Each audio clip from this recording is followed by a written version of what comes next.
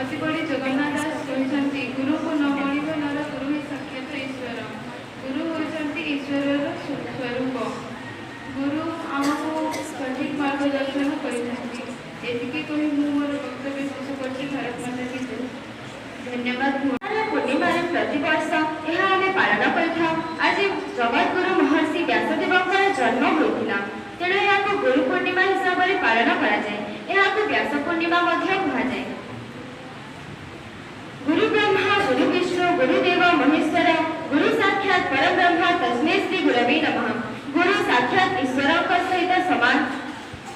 गुरु आम जीवन अंधकार दूर कर ज्ञान रूपक आलोक प्रदान करथांती।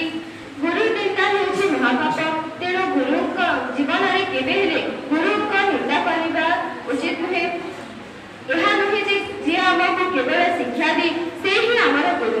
जहाँ आम किसी शिक्षा को लाभ कर गुरु अटंती। यार एक उदाहरण होती महर्षि अब्दुल।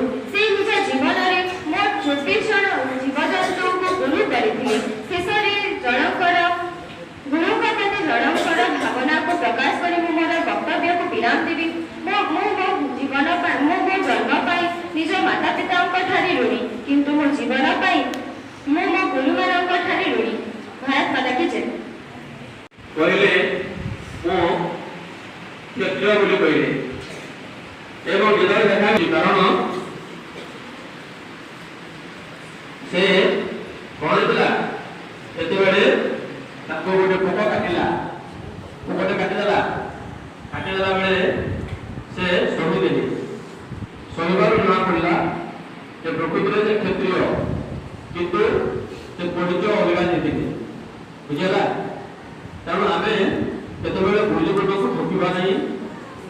गोटे कथा अच्छी आमर जमी अष्टादश पुराण बोली कहे अष्टादश एवं यही अष्टादश पुराण बताई आज जहाँ जन्मदिन कहते पालन कर जन्मदेव से कहले अष्टादश पुराणेषु व्यासस्य वचनं त्रयम् परोपकाराय स्वर्गाय आपाय परपीड़न। अन्य मान उपकार करवा होची बहुत बढ़िया एवं अन्य मान क्षति करवा होची सेटा होची पाप।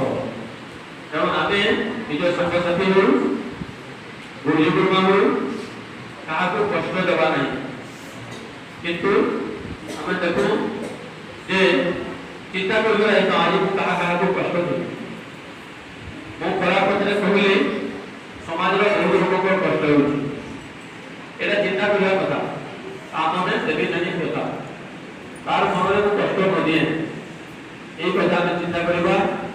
ये सब कथा चिंता करी जदि आम आज का पर्व पालन करवा तेज निहती भाव में गुरु मान आशीर्वाद आम समस्त मनुष्य करवा। कारण गुरु तार बड़ दुनिया कही आगु आम महर्षि मान भारतीय ऋषि मुनि माने से बातचीता थे से कहते स्वतः फलवती हो पराशर आशीर्वाद क्रमे सत्यवती मत्स्यगंधा से गोटे पुत्र सन्तान जन्मे और से ही पुत्र होती व्यास। वेद व्यास कहवार उद्देश्य होती पिला माने जो पाटी गोटे शुण गोटे उपादेय जिन अच्छी ज्ञान अर्जन करने सौभाग्य थे जाए वेद को शुणी शुणिक मन रखा कहला स्मृति शुणी शुणिक मन रखुले चिंता सहशक्ति केते तीक्ष्ण था और परवर्ती समय गोटे जन्म वेदाध्ययन जे व्यास को कृष्ण बाच्यावतार कहुए तेणु भगवान व्यास बोली कहुए प्रकृति महर्षि एवं वेद को विवाहितकरण कले तेणु वेदव्यास बोली कहुए। से वेद मान जन्म आम भारत भूखंड आम भारत भूमि के मत्स्यगंधा योजनागंधा नाम समस्ते मैंने जान अभिज्ञ से गोटे पुत्र व्यास को जन्म देगी से समग्र जगत वंदनीय पूजनीय व्यास ऋषि जन्म आज भाया तिथि आषाढ़ पूर्णिमा दिन होता तेणुक गुरु पूर्णिमा बोलिक भारत सर्वत्र पूजा कराए आज केवल आम शिशु मंदिर नुहे आम मठ आश्रम सब जगह शिष्य मैंने गुरु को पूजा कर गुरु शब्द गुड़े गुड़ अर्थ प्रकाश पसंद गुड़ अर्थ हूँ धन्यवाद एवं रूढ़ अर्थ वृंदा वृंदा अर्थ बाड़ देवा अर्थात अज्ञान रूपक अंधकार को शिष्य मान मन भितर मस्तिष्क भितर प्रवेश न कराई जी योजना करे से चिंता कर आम गुरु मैंने सर्वप्रति आम माँ बापा ठार से आहत तेणुक आम गुरु मान सब आम जीवन थीवा पर्यंत निश्चित भाव में आम सम्मान देवा योग्य सम्मान देवा एवं से उपदेश अक्षर अक्षर पालन करूँ भविष्य निश्चित भाव उज्ज्वलमय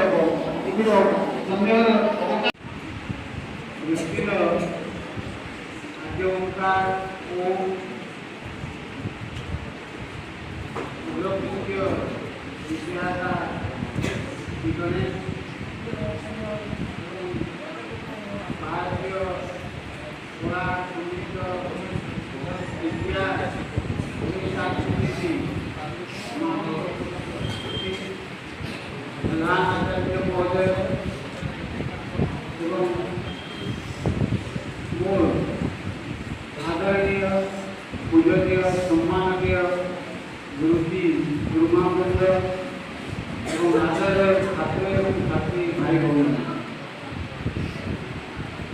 आम समस्ते जानिले कि आज हूँ गुरु पूर्णिमा आषाढ़ पूर्णिमा को गुरु पूर्णिमा कहुए तो आम विभिन्न भाव विभिन्न विभाग विभिन्न विद्या विभिन्न तंत्र मंत्र यंत्र विभिन्न ये गुरु गुड़ाक रही किंतु सर्वमान्य गुरु हिसाब से भारतीय संस्कृति और परंपरा कृष्ण द्वैपायन व्यास को ही मान्यता दी आषाढ़ मास पूर्णिमा तिथि से जोगजन्मा व्यास जन्मग्रहण करते जन्म भी एक विभूति द्वारा आशीर्वाद स्वरूप होता आषाढ़ मास साधारणतः वर्षा ऋतु नदी प्रबल स्रोत बन्या आसूला उग्रतपा महर्षि पराशर नदी पारी ही सेपट को जावा पराशर नदी में उपस्थित हेले देखिले दुई कूल खाई नदी बढ़ी आसी से बढ़ी पानी नौकार रंग आवड़ी जड़े तरुणी बसी अपरूपा सौंदर्य भरा प्राणनीति अति मध्यमा नाशा चंद्रभोजन नौकार आर पारी को पारी कर देवाई धीवर कन्या की पराशर अनुरोध को सम्मान पूर्वक सम्मान जन नदी पानी कर व्यस्त है जाऊँ जाऊँ बाटरे पराशर से द्रौपदी को कहले कि तुम्हें लोक सीना नदी ए मुंडर से मुंड को डंगा द्वारा पारी कर किंतु तुम्हें यदि सहमत हो ताहले तुमको एपरी एक पुत्र संतान वरदान स्वरूप मैं प्रदान करी जे कि ये संसार सागर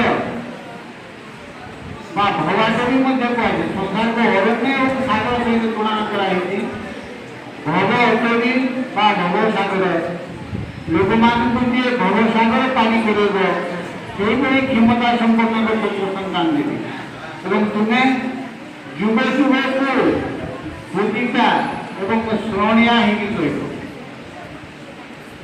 ସତ୍ୟବତୀ ଚିନ୍ତା କଲେ ଏଡ଼େ ଗୋଟେ ବରଦାନ ମହର୍ଷି ପରାଶର ଯଦି ମୋତେ ଜାତି ଦେଇଛନ୍ତି ତାହେଲେ ଏଥିରେ ସ୍ୱୀକାରୋକ୍ତି ଦେବାର କ୍ଷତି କରେ ଏବଂ ସେ ସ୍ୱୀକାରୋକ୍ତି କଲେ ଏବଂ ପରାଶରଙ୍କର ବରଦାନ କ୍ରମେ ଆମ ଅନେକ ପୁରାଣ ମାନଙ୍କରେ ପରାଶର ଏବଂ ସତ୍ୟବତୀ ବା ମତ୍ସ୍ୟଗନ୍ଧା ତାଙ୍କର ନାଁ ଥିଲା ତାଙ୍କର ଦେହରୁ ଆମିଷ ଗନ୍ଧ